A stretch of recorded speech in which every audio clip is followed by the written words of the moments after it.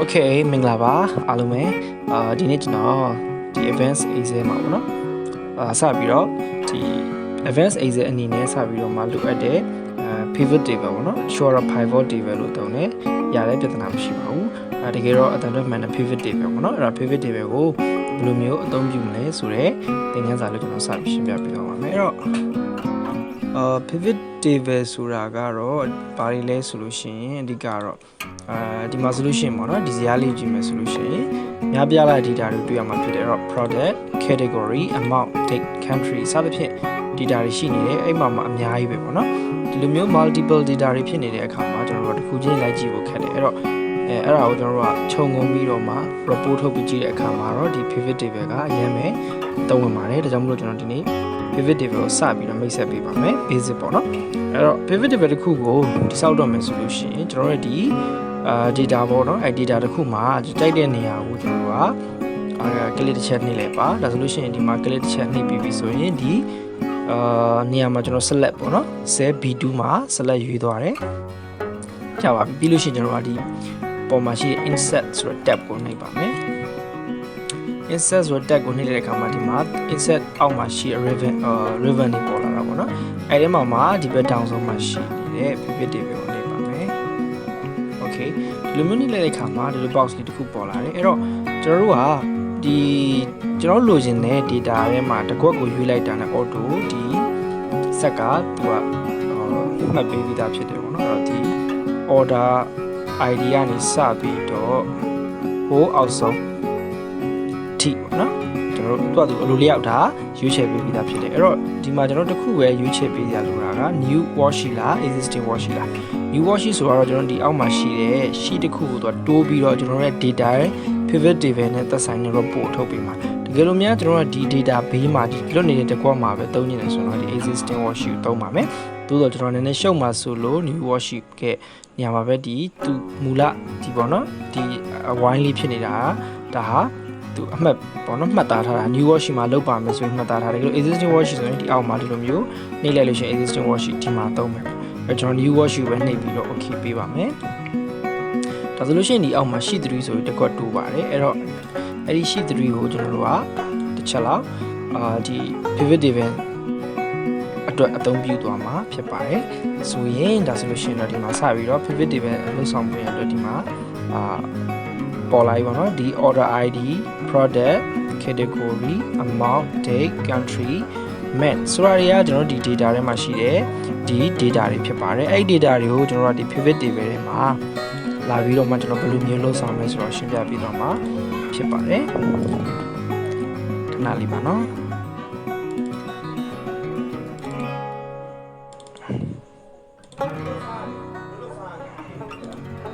โอเคစပြီးတော့ကျွန်တော်ကဒီနေ့ဒီမှာရှိနေတဲ့ဒီ pivot table ရဲ့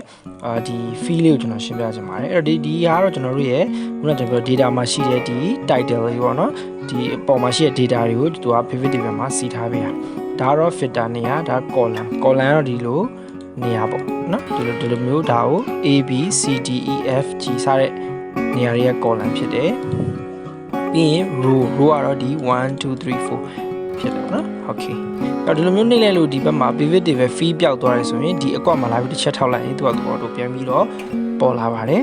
အဲ့ဟုတ်ပြီအဲ့တော့ကျွန်တော်အရင်ဆုံးဒီ create pivot table create လုပ်တဲ့အခါမှာ row ကိုကျွန်တော် data တစ်ခုအရင်ထည့်ပြပါမယ် okay အဲ့တော့ကျွန်တော် row မှာပါထည့်ခြင်းလဲဒီမှာရှိတဲ့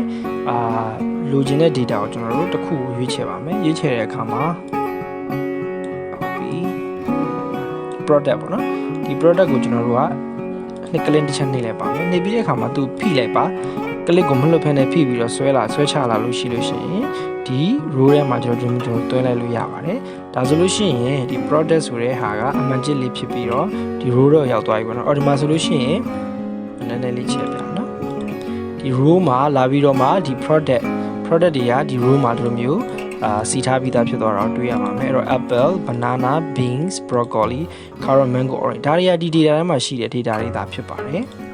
အဲ့တော့ဒီ product တွေအောက်မှာရှိတဲ့ data ဒီမှာတော့အများကြီးရှုံနေတာပေါ့ဒါပေမဲ့အဲ့ဒါတစ်ခုချင်းစီခွဲလိုက်လို့ရှိရင်ဒီမှာပါတယ် apple banana beans broccoli carrots mango orange ဒီအားလေးပဲဖြစ်ပါတယ်အဲ့တော့ row ထဲမှာကျွန်တော်တို့တစ်ခု ခုထည့်ပြီးပြီဆိုရင်နောက်တစ်ခုကျွန်တော်တို့ကဒီ value နော်ပြီးတန်ဖိုးဆိုနေရာမှာကျွန်တော်ထည့်အဲ့တော့တန်ဖိုးဆိုနေရာမှာကျွန်တော်ဒီ amount ထည့်ပါမယ်အဲ့တော့ဒီ amount နေရာကိုကျွန်တော် click နှိပ်မယ်နှိပ်တဲ့အခါမှာ right click နဲ့ left click နှစ်ခုရှိတဲ့အခါမှာ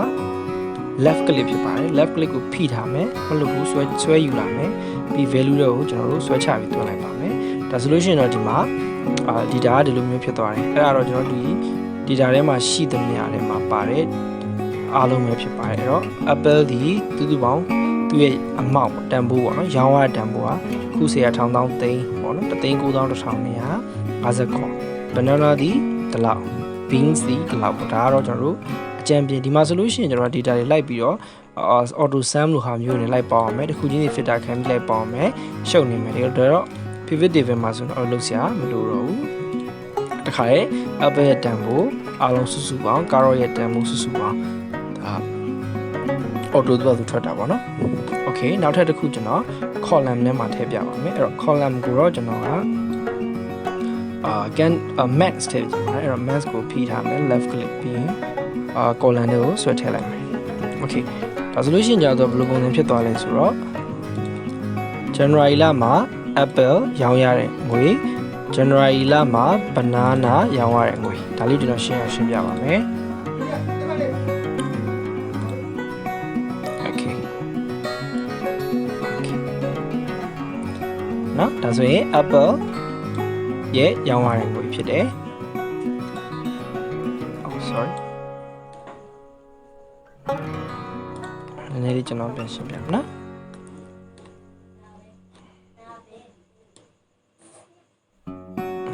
okay ပြီးလို့ရှိရင် okay ဒီလိုမျိုးလေးဖြစ်ပါတယ်အဲ့တော့ January လမှာ Apple ရောင်းငွေကခု10ရာထောင်တောင်းเนาะအဲ့တော့ February လမှာ Apple ရောင်းငွေကခု10ရာထောင်တောင်း19,915 March လမှာတစ်လောက်ပေါ့เนาะ banana ဆိုလည်းဒီလိုပဲ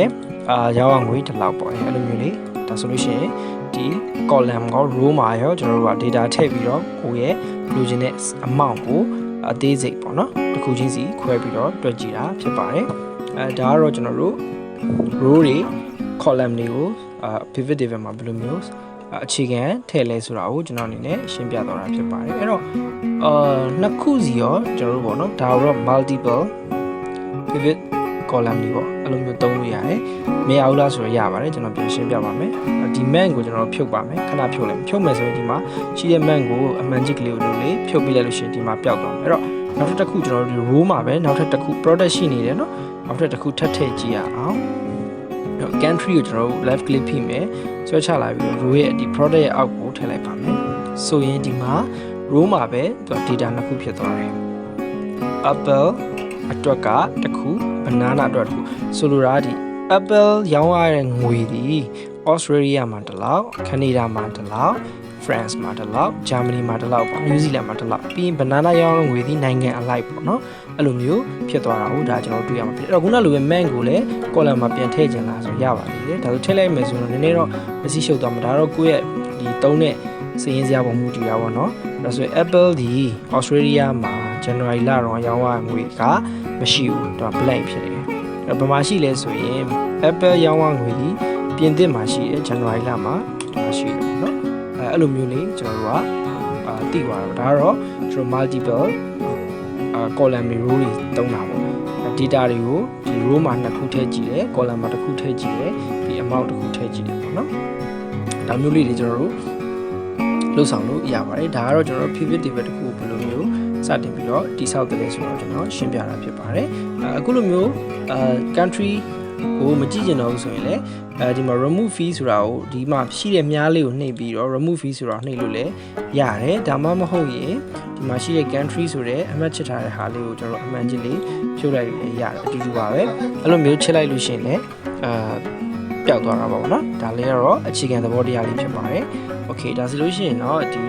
ကျွန်တော်ရှင်းပြတဲ့ pivot table ကိုဘယ်လိုမျိုး create လုပ်မလဲဆိုတော့ဟိုလေးတော့အခြေခံသဘောတရားလေးတော့သိသွားမယ်လို့ကျွန်တော်ယူဆပါတယ်သူ့မှာရှိတဲ့ fee ကတော့ဒီမှာပေါ့နော်၄ခုပဲရှိတယ် filter ရယ် column ရယ် rows ရယ် value ရယ် filter ဆိုတော့ကျွန်တော်နောက်သင်ခန်းစာမှာရှင်းပြမယ် column ကတော့အဲဒီထဲမှာရှိတဲ့ column နဲ့အတူတူပဲ row ကလည်းဒီထဲမှာရှိတဲ့ row နဲ့အတူတူပဲ မှာ value တစ်ခုပါလာတယ်ဆိုတော့ column မှာထည့်ရင်ဒီနေရာကြီးမှာပေါ်လာမယ် row မှာထည့်ရင်ဒီနေရာကြီးမှာပေါ်လာမယ်နော် product ကိုကျွန်တော် row မှာထည့်လာတယ်ပြီးရင်ကျွန်တော် value မှာ amount ကို value ပို့လိုက်တယ်များသောအားဖြင့်တော့ value ဆိုတဲ့နေရာမှာကျွန်တော်တို့ဒီစုစုပေါင်းတန်ဖိုးတွေကိုထည့်တာများပါတယ်အဲ့နေရာမှာလည်းကျွန်တော်တို့ setting တွေ option တွေရှိပါသေးတယ်အဲ့တော့လည်းကျွန်တော်ဆက်ပြီးတော့နောက်ထပ်သင်ခန်းစာတွေမှာရှင်းပြသွားပါမယ်အဲ့တော့ဒီနေ့သင်ခန်းစာမှာကျွန်တော်ရှင်းပြခဲ့တဲ့အဓိကအကြောင်းရင်းကတော့ pivot table တစ်ခုကိုဘယ်လိုမျိုးတည်ဆောက်မလဲ